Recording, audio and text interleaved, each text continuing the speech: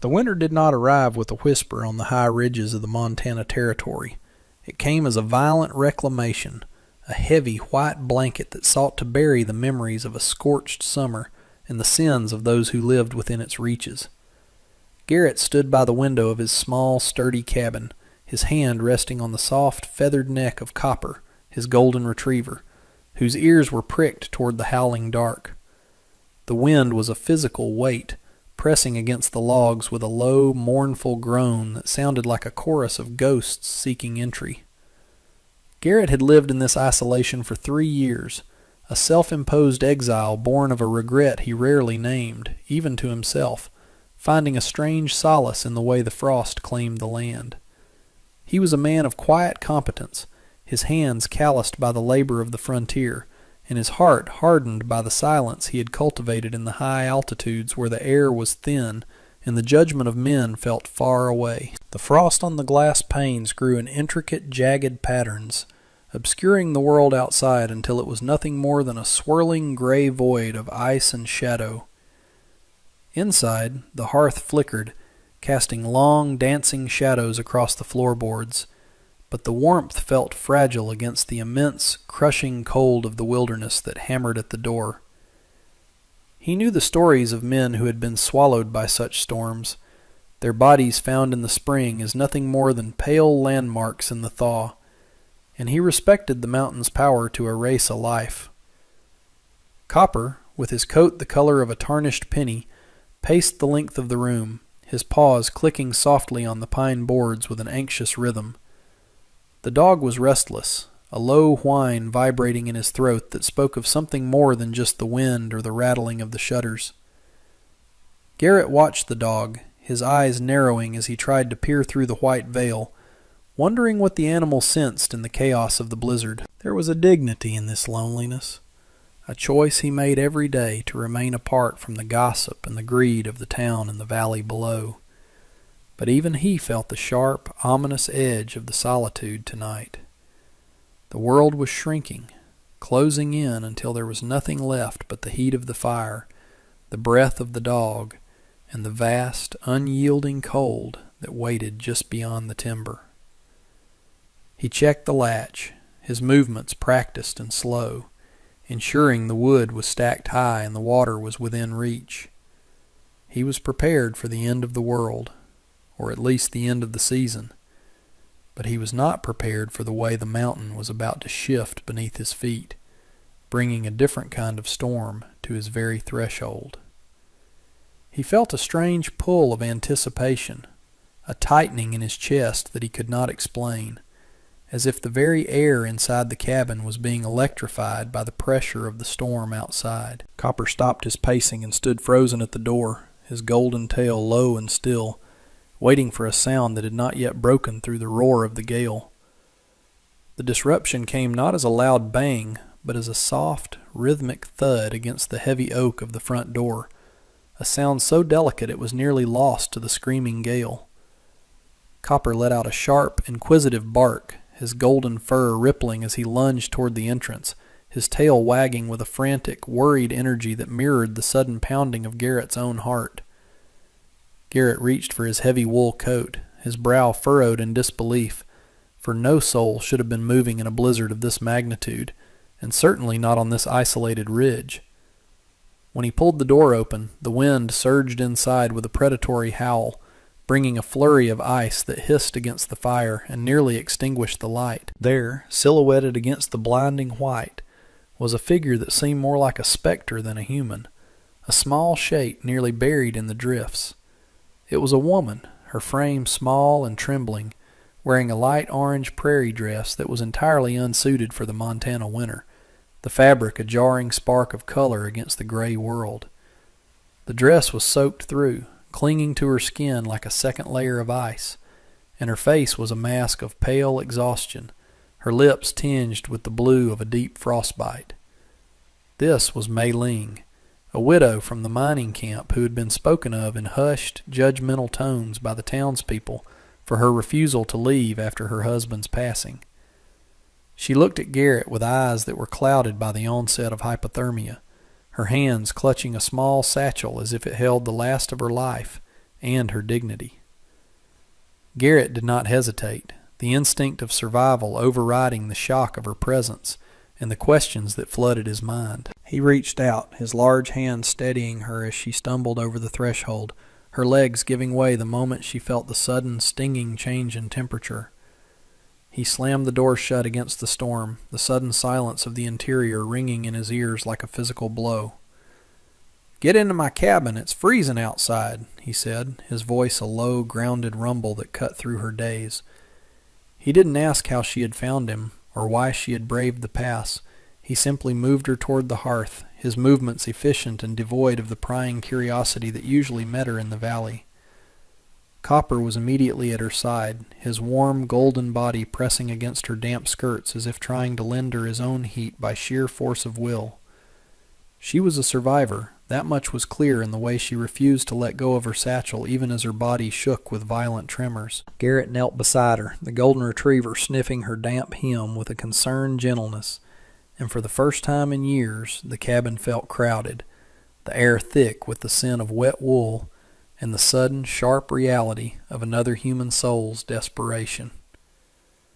The first few hours were a dance of cautious alliance, a period where words were few, and the labor of staying alive took precedence over the formalities of introduction. Garrett moved with a restrained warmth, heating a pot of thin broth and laying out dry blankets without demanding a single word of explanation or gratitude. He understood that dignity was often the first thing lost in a struggle for survival, and he was determined to let Mei Ling keep hers, even as he tended to her frozen limbs. She sat wrapped in a heavy buffalo robe, her dark hair drying in the firelight as she sipped the broth, her eyes tracking his every movement with a wary intelligence that spoke of a life spent avoiding traps. She was a woman who had learned to expect nothing for free, and the silence of the cabin seemed to both comfort and unsettle her after the noise of the camp. The golden retriever Copper had made it his personal mission to guard her, his head resting on her feet as she sat by the fire, his soft eyes never leaving her face. "I can pay for the shelter," she said eventually, her voice brittle but clear, the accent of her homeland still coloring the edges of her words like a fine silk thread through a rough weave. Garrett didn't look up from the stove where he was stirring the coals to keep the heat constant through the night.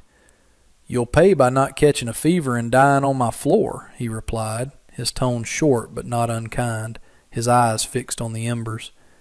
"I don't take coin for common sense, and it's common sense to stay inside when the sky is falling."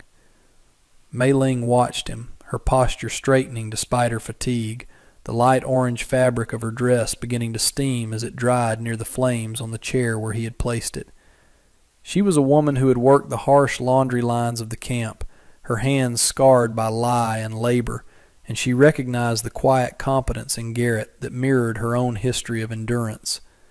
There was no pity in his gaze, only a recognition of the pressure they both lived under in a world that didn't want them. Copper let out a soft huff of breath, shifting his weight to get closer to her, and the gesture of acceptance seemed to break the last of her icy reserve. "Your dog has more kindness than the men in the valley," she whispered, her touch light and uncertain as she stroked his golden ears. They sat in a shared heavy stillness, the firelight casting a warm glow over the orange of her dress, which now sat drying like a defiant spark of life against the brown logs of the walls. It was a fragile peace, built on the mutual understanding that for tonight the mountain was their only enemy, and the cabin was the only sanctuary left in a world that had turned its back on them both. As the storm settled into a long, rhythmic siege that lasted for days, their alliance shifted into a routine of shared labor and incremental disclosures that filled the quiet spaces of the cabin. Trust was not something spoken aloud in the frontier. It was something earned through the way a person handled a broom, or the way they looked at you across a candle flame when the oil was running low. Mei Ling refused to sit idle while Garrett worked, her pride manifesting in the way she took over the preparation of their meager meals and the mending of his worn winter gear with a skill he had never possessed. She moved with a grace that the rough environment could not diminish, her light orange dress a constant, vivid reminder of her presence in a space that had been gray and lonely for too long. They spoke in short, practical exchanges: the level of the woodpile, the temperament of the wind, the health of the dog. But beneath the surface, a deeper conversation was taking place. Copper followed her from the hearth to the table, his presence a bridge between two people who had forgotten how to share a room without feeling the weight of the walls. Garrett told her of his time before the mountain, of a family lost to the fever and a life he had walked away from because the memories were too heavy to carry into the sunlight. Mei Ling, in turn, spoke of the husband she had followed across an ocean, only to lose him to a cave-in, and the way the town looked at a Chinese widow as if she were a piece of unclaimed property.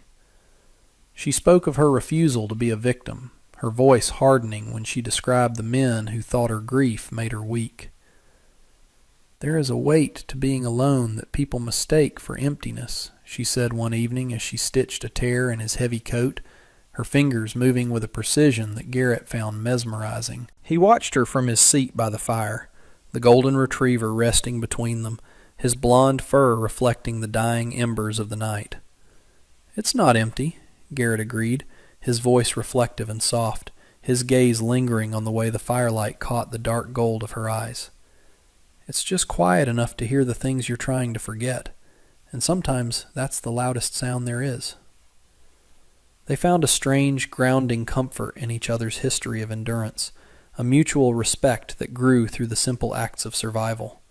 The cabin, once a place of isolation, began to feel like a fortress they were building together, not against the snow, but against the expectations of the world outside that sought to define them. The intimacy was not born of grand gestures, but of the way he would move the heavy water bucket so she wouldn't have to, or the way she would leave the best portion of the stew for him, both of them pretending the choices were merely practical, while knowing they were becoming essential to one another's peace. The transition from the private sanctuary of the cabin to the harsh realities of social pressure began with the arrival of a visitor when the storm finally broke into a brittle, freezing clarity that revealed the world in sharp relief.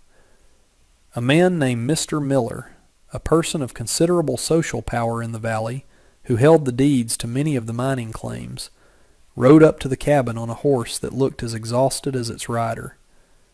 He didn't come with a greeting or a word of neighborly concern, but with the air of a man who owned the ground he stood upon, his eyes narrowing when he saw Mei Ling's orange dress drying through the open door. Miller had been the one pushing for Mei Ling's departure from the camp, weaponizing her husband's supposed debts as leverage to seize the small plot of land she still held near the creek. His presence was an omen of the conflict to come, a reminder that the mountain did not keep secrets for long when there was money to be made. "I heard a rumor you were up here, Garrett," Miller said, his voice dripping with a false, oily concern as he remained mounted on his shivering horse. "People are talking in town. They say it's a scandal, a man of your reputation housing a woman of her standing. It's a matter of debt and decency, you understand." Garrett stepped onto the porch, his frame filling the doorway, his hand resting on the hilt of the knife at his belt, not as a threat, but as a statement of grounded authority that needed no explanation. Copper stood at his side, his usual friendly demeanor replaced by a low, protective rumble in his chest, his golden hackles slightly raised in warning. "The only thing I understand, Mr. Miller, is that the wind would have killed her if I hadn't opened that door," Garrett replied, his voice dangerously quiet, vibrating with a suppressed rage. "And as for reputation, I've found that the people who talk the loudest about decency usually have the least of it when the sun goes down." Mei Ling stood just behind him, her face a mask of dignified defiance, the orange of her dress bright against the shadows of the cabin's interior. She knew that Miller's leverage was not just about money. It was about the way he could turn the community into a chorus of judgment that could drown out the truth of her life. The external pressure was beginning to tighten, the gossip of the valley reaching up the slopes like a rising tide that threatened to pull them under. Miller looked at the two of them, his eyes glinting with a calculated malice that spoke of future threats. "You can't hide her forever, and you can't pay what she owes," he spat before turning his horse back toward the trail, the snow crunching under the hooves.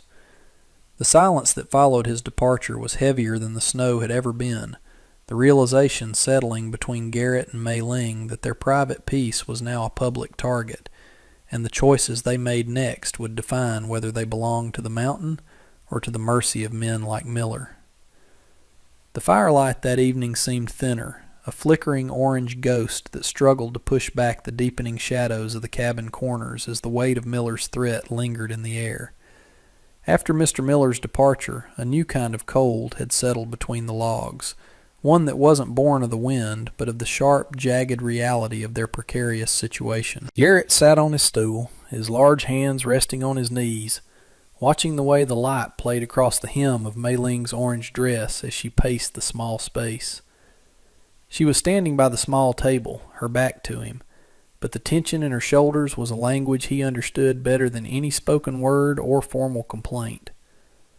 For the first time, the silence felt heavy with the things they weren't saying, the fear of the valley, the weight of reputation, and the impossible choice that Miller had laid at their feet with such casual cruelty.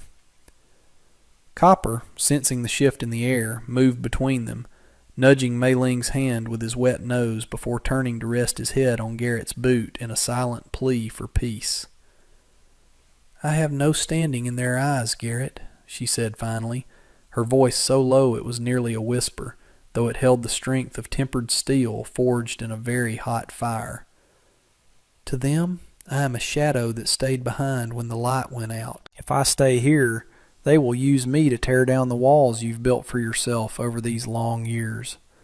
You have a name in this territory, a quiet name, but a clean one. I will not be the reason they drag it through the mud just to satisfy their own greed." Garrett stood up slowly, the movement causing the golden retriever to lift his head and watch him with soulful, intelligent eyes that seemed to understand the gravity of the moment. He walked across the room until he was standing just behind her, not touching her, but close enough to feel the warmth radiating from her dried clothing and the scent of the pine needles. He thought of his own years in the dark, the way he had used the mountain as a shield against a world that had hurt him, and he realized that his isolation hadn't been a choice of strength, but a retreat of the wounded. He had lived for 3 years without belonging to anything, thinking that was his freedom, but he had been wrong. "You think I care about the whispers of men who hide behind deeds and debt?" Garrett asked, his voice a grounded, protective rumble that filled the cabin with a sudden fierce warmth. "I spent a lifetime worrying about what was decent and what was expected, and it left me alone on a mountain with nothing but a dog and a cold bed. You're not a shadow, Mei Ling. You're the only thing in this cabin that feels like the sun is actually rising after a very long night." He reached out then, his hand hesitating before resting gently on her shoulder, a gesture of alliance that was also a total surrender to the heart. "If they want to drag my name through the mud, let 'em. We'll just find a way to walk through it together until we find clean water on the other side." The following morning brought a brittle clarity to the air, the kind of cold that bit into the lungs and turned every breath into a white plume of defiance against the frozen world. Mei Ling opened her satchel, not to offer coin as she had before, but to reveal the true reason Miller was so desperate to see her driven from the territory before the spring thaw. It wasn't just about her husband's supposed debts. It was about a ledger her husband had kept, a meticulous record of the claims Miller had salted and the way he had manipulated the weight of the gold at the camp's assay office for years. Her husband had died before he could bring it to the marshal, and Mei Ling had kept it hidden, knowing it was the only leverage she had, but also the very thing that made her a target for Miller's men. She laid the small, leather-bound book on the table, its pages yellowed by smoke, but the ink still clear and damning in the morning light. "This is why he comes," she explained, her fingers tracing the names of men who had been ruined by Miller's greed and the numbers that proved the theft. "He does not fear my presence. He fears my memory and the truth I carry in this book. He thinks because I am a widow without a kin, I will simply disappear into the snow and take this truth with me to a shallow grave." Garrett looked at the book, then at the woman who had carried this weight alone through a winter of grief and judgment, and he felt a surge of respect that made his chest ache. He saw the tactical path forward, a way to shift the power from Miller's social leverage to the undeniable weight of evidence that could not be ignored by the miners. Copper sat by the table, his golden tail thumping rhythmically against the floor, as if he understood the gravity of the revelation and the danger it brought. "We don't wait for him to come back with a mob or another threat," Garrett said, his mind moving with the strategic precision of a man who had survived the frontier by anticipating the next move of his enemies. "We take this to the mining committee at the camp. We do it publicly, where he can't use the dark or the cold to hide his hands. It's a gamble, Mei Ling. If they don't believe us, there's no coming back to this mountain for either of us." Mei Ling looked at the orange dress she wore, then at the sturdy walls of the cabin that had become her sanctuary against the storm. "I have spent my life being told what I am allowed to have and where I am allowed to go," she replied, her eyes meeting his with a fierce, quiet intensity that was more powerful than any weapon. "I would rather lose everything by standing up than keep it all by kneeling in the shadows he has made for me." They spent the rest of the day in a quiet montage of routine, preparing for the journey down the slope with a grim determination. Garrett sharpened his tools and checked the dog's paws for ice, while Mei Ling packed their few supplies, their movements synchronized by a new, unspoken trust that didn't need words to be absolute. The pressure from the outside was tightening, but inside the cabin, the atmosphere had shifted from one of survival to one of purpose. A shared vow that they would no longer be victims of the silence or the greed of men like Miller. The journey to the mining camp was a test of endurance, the snow deep and the wind a constant biting companion that sought to turn them back toward the safety of the ridge. Garrett led the way, his large frame breaking a path through the drifts, while Mei Ling followed close behind, her orange dress a splash of vibrant color against the monotonous white of the landscape. Copper acted as their scout, his golden coat standing out like a beacon against the snow, his keen senses alerting them to the hazards of the trail that were hidden beneath the ice. His presence was a silent reminder of the loyalty that had seen them through the storm, and the bond that was now pulling them toward a confrontation they could no longer avoid. When they finally reached the camp, the air was thick with the smell of coal smoke, and the heavy silence of a community that was waiting for a scandal to break or a tragedy to unfold. They walked straight to the center of the settlement, toward the general store where the committee gathered, and as they moved, the faces of the miners and their wives appeared in the windows, watching with a mixture of curiosity and judgment that felt like a physical weight. "Mister?"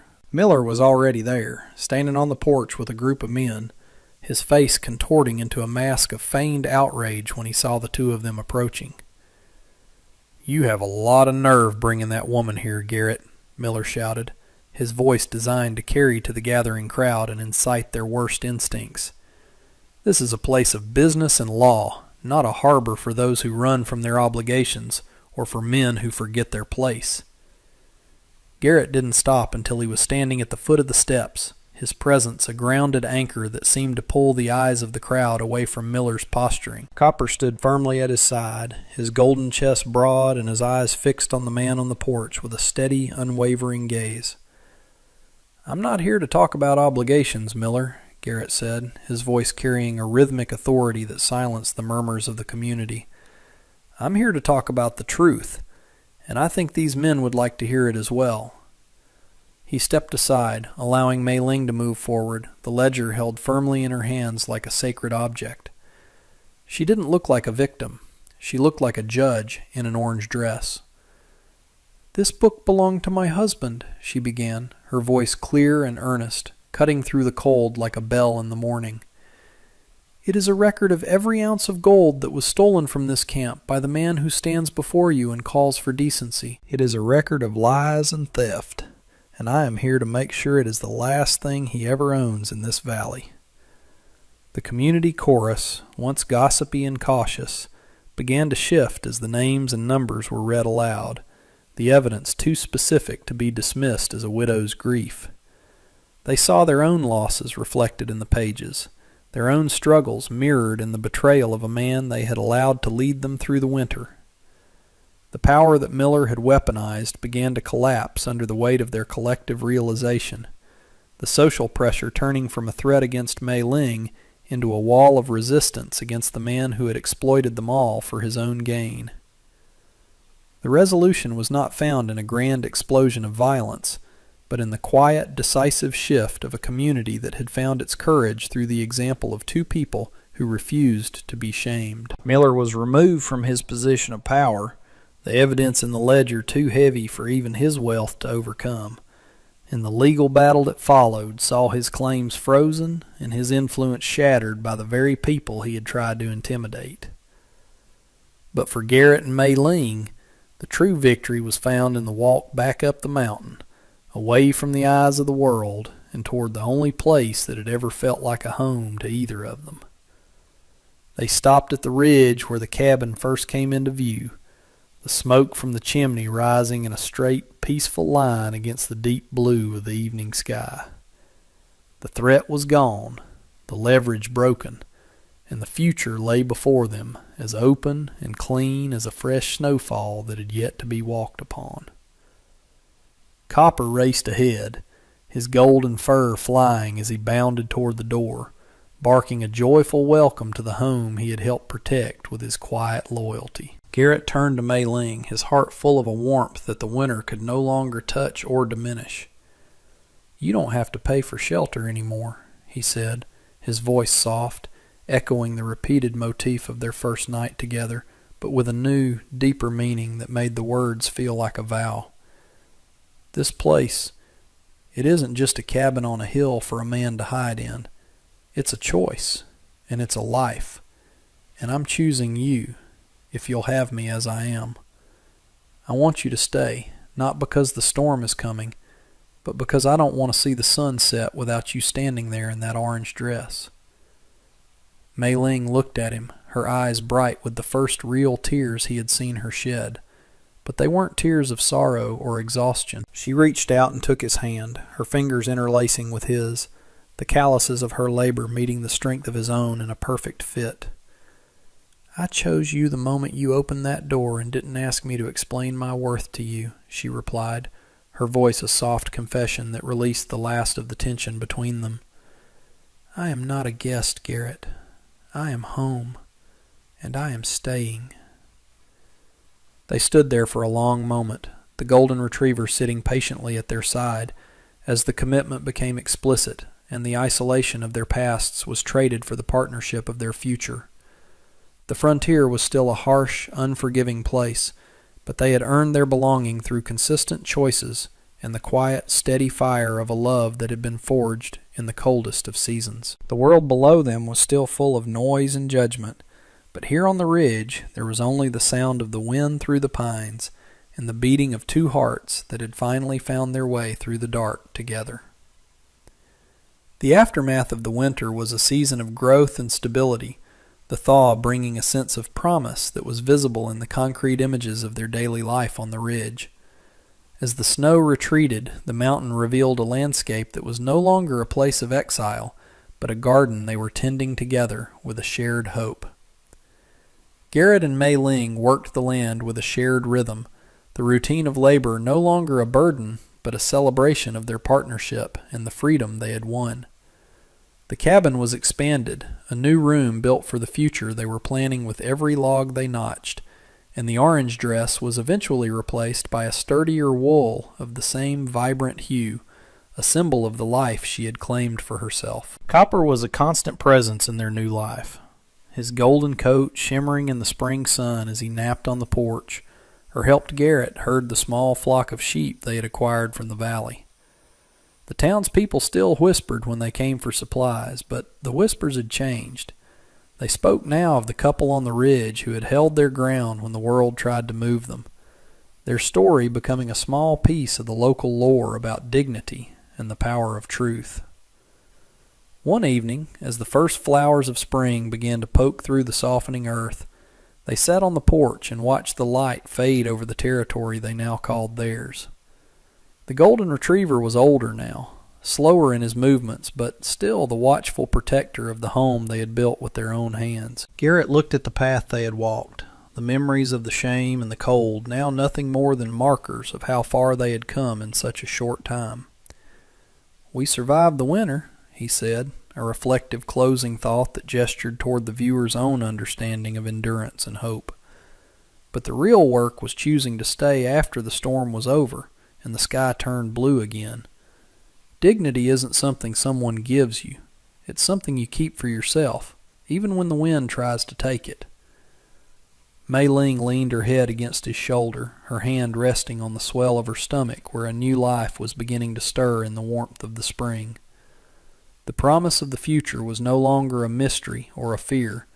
It was as real as the wood of the cabin and the warmth of the hand she held in the fading light. They were no longer the stoic protector and the proud survivor. They were simply two people who had found that belonging was not a matter of location, but a matter of who you were willing to stand beside when the world turned cold and the lights went out. The final shot of the mountain was bathed in the calm, golden light of a setting sun, a wide, peaceful image of a home that had been earned through the quiet courage of choosing to stay when it would have been easier to run. The orange of the horizon matched the dress she had worn on that first desperate night, but now it was a color of dawn and of peace, signaling a beginning that would outlast even the longest Montana winter.